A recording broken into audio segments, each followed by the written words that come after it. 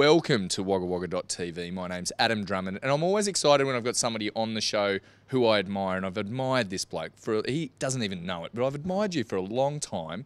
You recognise him from ABC2's Dirty Laundry Live. It is Lawrence Mooney. Thanks for being on the show, mate. It's a pleasure, Adam. It's nice to be in Wagga Wagga. Yeah, you're doing a stand-up show, which is called Stupid Liar, and mate, congratulations, fantastic show. We went to it last night, my wife and I.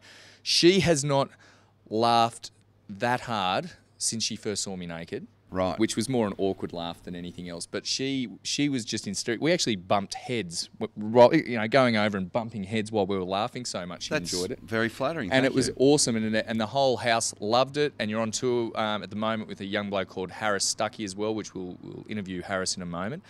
But, mate, I do a bit of research when I have people on from TV. I dig up the stuff. You're going to rattle some skeletons in my closet. Don't know if it leads to that.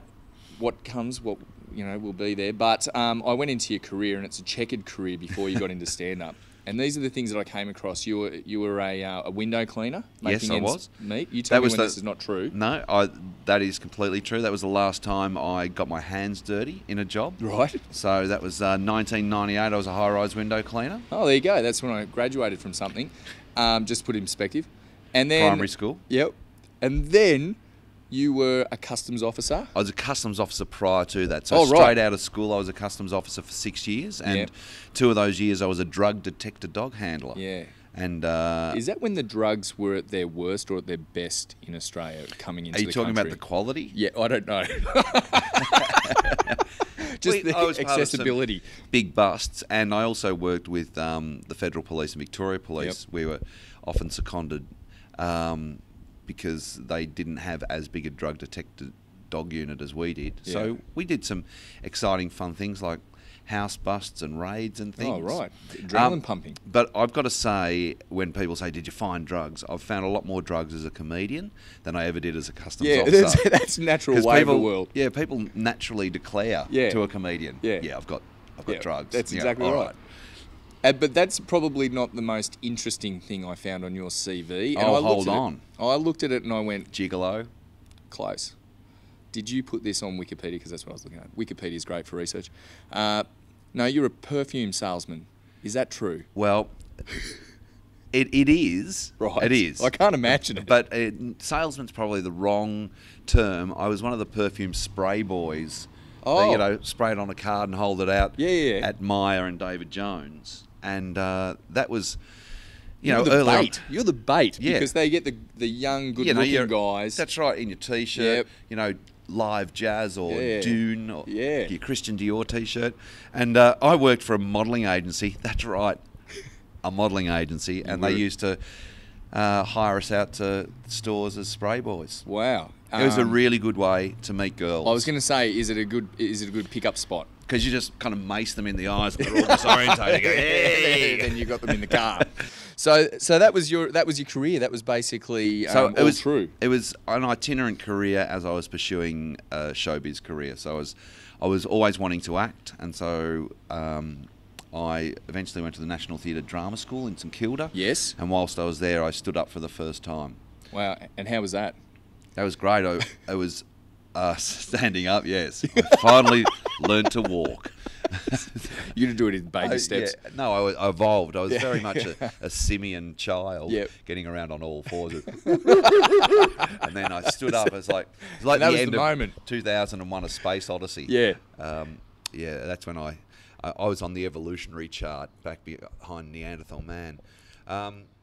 I stood up and it was like a duck to water, I've got to say. Yeah, the first stand-up gig I did, I felt very comfortable and I thought, this is it. And one of the great things that I got about stand-up, and maybe this is a little bit of a window into my megalomaniacal psyche, is that I realised I didn't have to share the glory with a cast. Yeah. I could just do it all myself. And, that's one of the great things about stand-up. You live and die on your own merits. In the moment. And there's 2 results. They laugh or they don't. Yep. And so all the glory is yours or all the pain and suffering. Yeah, it's just that step of getting up in front of the microphone. It's a fascinating process of having the guts to do it. Yeah, it's just plunging into the unknown. Do you still get nervous performing? Or is it now confidence that you've worked on the material, you know most of it's going to work? Some gigs I get nervous where it's probably the comic agreement isn't in place, and by that I mean if somebody's coming along to see my show while I'm on tour, they've made an agreement, they've bought their ticket, I'm going to go and see Lawrence Mooney, and when Lawrence Mooney appears, it's like, great, here he is. Yep. But if you turn up at a corporate event where yeah. people are eating lunch and, ladies and gentlemen, we're going to have a little break now, and please welcome our comedian to the stage. It's like, what's he doing? What's that? You know, there's clinking cutlery. Yeah, they were asked to come to this room because of the corporate nature of and it. it takes a little bit of while to switch into that headspace, and so I get nervous at those, properly nervous. But now I just look forward to being on stage. Yeah. I kind of relish it. It's that the adrenaline, but you also obviously love the applause and the laughter. Still, it's that desire to be desired a little bit, isn't it? That's in a comedian or a performer's psyche. Absolutely. You know, there's a deep void inside me that the drugs and the strippers and the alcohol can't fill, and that's filled by the validation of complete strangers night after night. So, yeah, you're right. How was it? Because I know that as an Aussie comedian, you actually went quite far in the American competition. I think it was on NBC's Last Comic Standing. That's right. And you made it to the semi-final. Yeah, we made it. There was 3 comedians from Australia that made it through to the final 30, Fiona O'Loughlin, Adam Vincent and myself.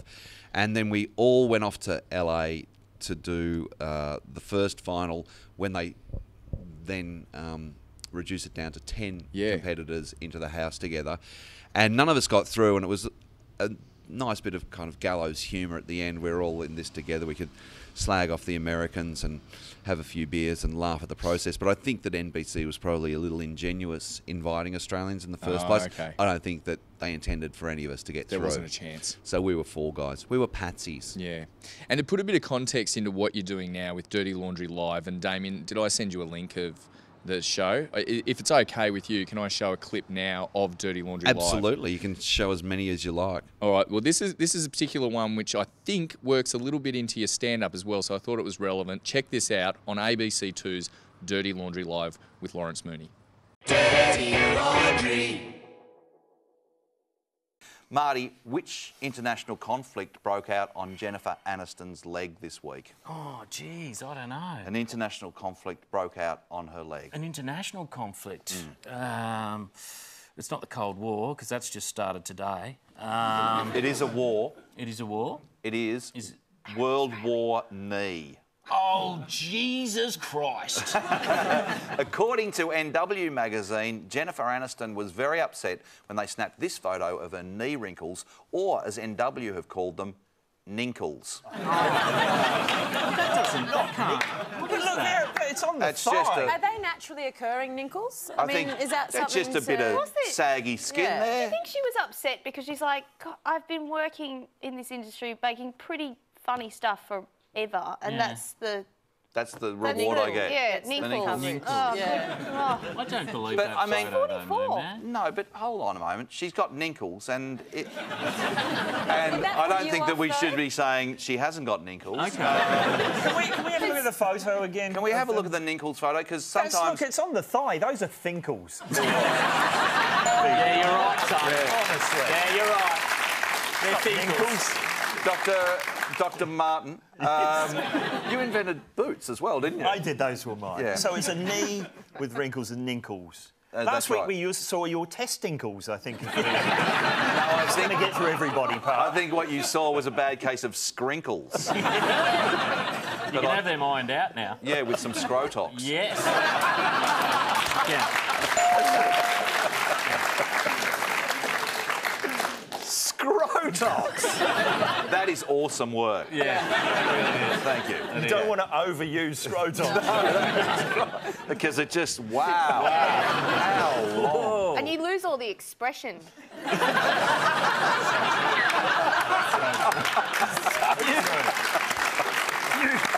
You lose the ability to scrotally emote. Dirty Laundry. Scrotox, hilarious. And don't we all have that problem? Someone once told me, if Well, we don't all have it. Well, no, 'cause women don't have it. They've got something much worse. They've got a... They've got... I suppose they've got it in their lives, a lot of women, but they haven't got it. No, that's right. And if you want to describe it to a woman on what it's like to have a scrotum, someone once told me what you do is you straighten your arm out, and you've got this little... The crease there, it's very similar. It's disturbingly similar. It's such a terrible word, Isn't it? scrotum. That is like, it's just a terrible, terrible word. It instantly conjures up visuals as well. Yeah, and powerful visuals. Oh my God. I'm scratching the table with anxiety. I recently read a book, another comedian. Good on you. Thank you. So First one. Dr. Zeus. So we started at Dr. Zeus, and then Redfish. I evolved, and then I Right. stood up. And I got onto a scared, weird little guy, Rusty Bertha, wrote this book called What and Give Up Showbiz. And I was put onto it by Damien Callanan, who used to work with many years ago. I was in a duo with Damien, and we did 3 comedy festivals together. No, 4. Yeah, right. And we were nominated for the Barry Award in 2002 for Proxy Heroes. Wow. And then we split up. Yeah, okay. Yeah. Is this very, now... very nasty separation. Oh, so this is awkward. Okay, we'll Very- move lot of on from animus. that. Yeah. Sorry, Damien. He's a real showbiz asshole. Damien Callanan. He has got that reputation. Yeah. It's bizarre. It's all about him. But he's featured in this book as well, which is why it clearly put me onto it. You're in it almost more than any other comedian there, and I think it's because, ironically, you're on tour with This Stupid Lie, but you're quite honest about some of those horrendous moments that comedians go through that don't work. 2 stories, I thought, as I'm reading it, I went, I bet you Lawrence can tell these stories even better than what you're imagining in your head. There's one where you hop in a taxi drunk with someone else. With Limo. And the cabbie recognises you, but it's not... It wasn't actually you who it was he thought you were. He was an Asian cabbie in Sydney, and English was his second language. Maybe his 3rd or 4th, but Who knows? Yeah, he had a very strong accent, and he goes, "I know you," and I said, he goes, "You look like donut," and I said, I'm sorry, do I look like a donut?" And he goes, no, you look like donut. And so Limo's trying to figure out what he's saying, and he goes, John Howard's friend with the curly hair, donut. and I went, Downer, Alexander Downer. He goes, yeah, you look like Downer. And Limo was just in the back of the cab in hysterics, and I just turned around and went, Jesus, that is the worst thing that anyone can say about anyone. I look like Alexander Downer. No, worse is... And you sound like him. Yeah, That's worse. yeah. The whole package. Wow. Which you don't. No, I don't look at... I must have been going through my chubby, curly hair phase. It's terrific. The other story in it, which I just thought, imagine getting paid for a gig, and I think you got paid up front, so you're going to do the gig regardless, but then you realised it wasn't to a huge room full of people. It ended up being just 2. Tell us the story about that dinner comic act that you did. Yeah, so there was this fan that comes to a lot of comedy, and she said, "I'd love you to perform at my boyfriend Dave's birthday." And I said, "Well, that's very flattering, but I was like, I don't know, a birthday?" And she goes, "Yeah, I'll pay you." And I said, "Listen, you don't have to pay me. I'll do it for free," because they came to a lot of gigs and stuff. Oh, okay, yep. And she goes, "No, I'll pay you $500. And I said, "Okay, just donate the $500 to charity." That's nice. And at the time, it was just after Black Saturday, so she gave it to the Bushfire Relief Fund. And she said, "We're going to be at this restaurant at such and such a time." And I said, "All right, well, I'll arrive a little bit earlier." And I arrived at the restaurant thinking, I'm going to be playing, in a corner somewhere, and I don't know, standing on a chair or whatever. I hadn't really spoken too much to her about the details. Rolled up the restaurant, and it was just them sitting at a table. The 2 of them. The 2 of them. Oh, my God. And Dave's like, "What are you doing here?" And his girlfriend goes, "Surprise!" And she wanted you to do an act. Well, no, she didn't. I said, "Do you want me to do material?" And they'd seen my act a lot, so Yeah. they knew most of it. How visual it gets. So they just wanted me to sit down and have dinner with them. Oh, that's nice. And so That's- we had lobster. Yeah. And I cracked wise and hung a bit of shit on Dave. And then... Is this a regular thing that you go, well, that was a nice experience. I'm actually going to hire myself out for dinners and just sit with couples and have lobster. Yeah, it was probably not as awkward as you would imagine. Yeah, right. At first I thought, oh, this is terrible, but they're lovely people, and I was invited along, and we did some greater good. And I'd pay and I at went least home. $500 to go out for dinner with you and, Yeah, and my wife. I'll come and dine with you if you give $500 to charity. Yeah. $500. It's a lot of money. It's good. It was good. So it was a win-win-win. yeah. Three-way win. It's a three-way win.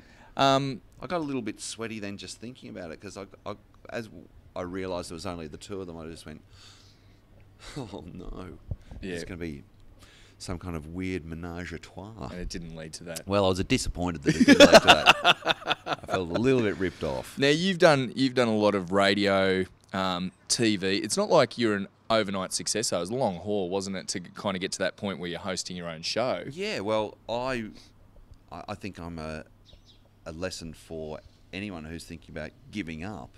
Yeah. Because I was given my own show at the tender age of 48. Exactly. Yeah. And I started stand-up late. So I've been doing it for 20 years. I started when I was 29. Yep.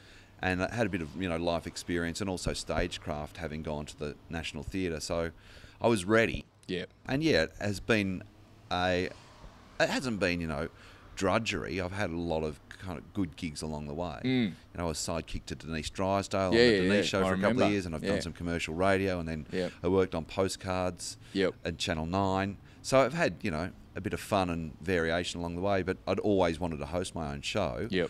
And was given the opportunity after the ABC kind of fell in love with me a little bit through the Agony series. Yes. Adam's Wire and High Yeah. Wire have created an amazing series Yeah. with Agony Aunts and Uncles, That's Agony right. of the Mind, Agony of Modern Manners, Agony of Christmas, Agony of Beautifully Life. It's shot just and great. edited and very with cleverly your very done. good friend Tim Ross. Rosso's in it, And yep. you do a great Tim Ross impersonation. Have you ever No, I given the haven't Wagga done it, Wagga no. TV? Come on. No way. And the funny thing is that, and I've never done it in front of him Haven't either, you? but he's heard that I do him. And one night, I'll do my Shane Bourne for you if you do your Rosso. We're joined with Tim Ross. Oh, thrill seekers, here we go. This is fantastic. Thank God you're here. oh, geez, you look good. It's like Tell us. It's like sitting next to him. Tell us about that time you went to the pizza shop in Wagga. Ow! So much pressure. Rosso explains that he came to Wagga, and when I first met him, he said, I've been to Wagga. I went to a place called La Paqueta, and La Paqueta, we ordered a pizza, and the pizza came out. The waiter came over to us and said, "Sorry, we're out of cheese." I'm like, you need two ingredients, cheese and dough, and you're out of it. That's my experience of Wagga. Not deep enough at the moment. He's got a lot more resonance in his voice, but when he gets to a certain pissy stage, he starts doing this a lot. Yeah, a little bit indignant. Yes. Yeah. And he does it on the Agony series too, I've noticed. He checks himself He because he knows does. he's about to Yep. unleash. He looks into a spot and he goes, should I say this? Yes. Yep. And then he lets it out. up and to the left. Now, I've got a quick quiz for you, mate. Oh. Because I like to finish on a quiz. We're winding up already. But Unless there's we're anything only else that just you'd like getting to talk started. about. Have you got something you'd like to plug? Well, I am doing 2 more dates. One in Queensland, one in Darwin. What are their names? Brisbane and Darwin. And they're great girls. That is very unlike you to keep this clean. I know you push boundaries all the time. You're known for it in the comic world. And so Lawrence Mooney's The Stupid Lie. Tickets still available on Ticketek if you're watching in Brisbane or Darwin. And tonight we're in Canberra. And like Yes. you said, I'm travelling with Harris Stuckey, who's been at it for about 3 years. He was born when I started doing stand-up. He was born in '94, so it's kind it's of a nice little confronting. reality, isn't it? Yeah. Yeah. Wow, Well, you're we'll 20. find You're out a as little old as bit my more. career. Exactly. We'll find out a little bit more about Harris in a moment.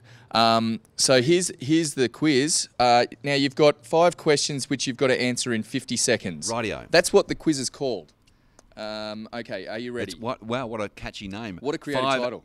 5 answers in 50 seconds. Yep, and it's even got here, creative title, I was tired. Anyway, Right. the questions are, number 1, what's the number 1 thing that you hate in the world?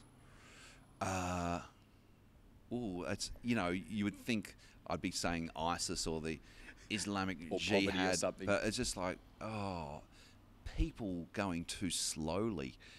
In general or in the car general, in front of get you? out of the way. Walking, don't stop in doorways. Indicate and move out You're of the right. way. For me, let's move on. It's people with trolleys. Oh, I shouldn't have brought this up because we're going to talk about it later. But trolleys in aisles of supermarkets, and you just need to get around to the spatial baked awareness. beans. Yeah, and Just they've got no idea that you're wanting to come. So I love it. Sounds selfish, but anyway, go. It's how it is. Come 2, on. if you had a chance to sit down to dinner with one famous dead person, presuming they're alive, who would it be? One famous dead person, Jack Kerouac, author of On the Road. Oh, right, okay. The father of the Beat Generation. Oh, there you go. Most people would say Elvis or someone like that, and you've mentioned someone I haven't heard of. Number 3, what's your most irritating habit that drives other people nuts? Bit gobby. You give it a bit too mouthy, much. Yeah. Number 4, what, in your opinion, is the best invention in the world? The flushing toilet. Oh, mine's so close. It's toilet paper. I would say that you can push a button and that is gone from your house. Yes. Whatever that is. That once upon a time that was Buckets. in your house, Yep. or a bucket, or Yep. some kind of cesspit or whatever. Yep. The fact that you can push a button and that's somebody else's issue now. It is. That's gone. And you used to have to carry it out into the laneways. We've got all these laneways in Wagga, and they were actually not garbage collection. It was your food collection. Thunderbox. Your Thunderbox. I would say a very close second is the hot water heater. The fact you can turn the tap on and hot water comes out. Yeah. Sometimes And you gotta wait I a don't little reckon humanity's come very far from those two great inventions. Yeah. The flushing toilet and the hot water heater, long time ago. What if we... This? Yeah. Who needs this? I know. Especially I when I'm would down to 8%. sacrifice any kind of battery. telecommunications for flushing toilet and the hot water Just system. convenience in a bathroom, really, isn't it? That's all you All want. about the bathroom. Now, if very someone... Roman. This is the last question. If someone was going to portray you in a film about your life, who do you think would play the part of you? Keeping in mind that Alexander Downer does not have any acting ability. Well, later on in life, of course, Russell Crowe Yes. would be playing. Yes, he would. Yeah, but he'd be playing me like this. G'day, folks. I'm Lawrence Mooney. Yeah. He'd make me a lot more manly and hard. And intense. What are you looking at? This is Wagga Wagga TV. And Nice what little I sound say, bite there too for later. what I say will echo throughout eternity. That is beautiful. That is beautiful. And you know what? We mentioned Rosso. He gets mistaken for Russell Crowe and got mistaken for him recently when the Rabbitohs won. And somebody down the street said to him, "Hey, mate." And he goes, "What?" And he said, "Rabbitohs, finally." He just kept on walking. And then I was showing my kids a picture of you and I last night. And the 4-year-old says, "Oh, that's Tim Rosso." Yeah, I sometimes get mistaken for Rosso. Yeah. And so somewhere back, we lived in the same family tree. Yeah, have to be. Yeah. So, There's mate, some kind of Celtic root there. that's it. You've also got a DVD. I said I was going to give a plug about your DVD because we bought it last night. And Lawrence of it's available on Suburbia. iTunes. Lawrence of Suburbia. And it was a show that went to air on the ABC on Comedy Warehouse, or Warehouse Comedy, rather. Yeah. So, yeah, that's me in a nutshell. See you later, Wagga Wagga TV. See you next time. Thanks, mate. Cheers. Thanks, Adam. Good stuff.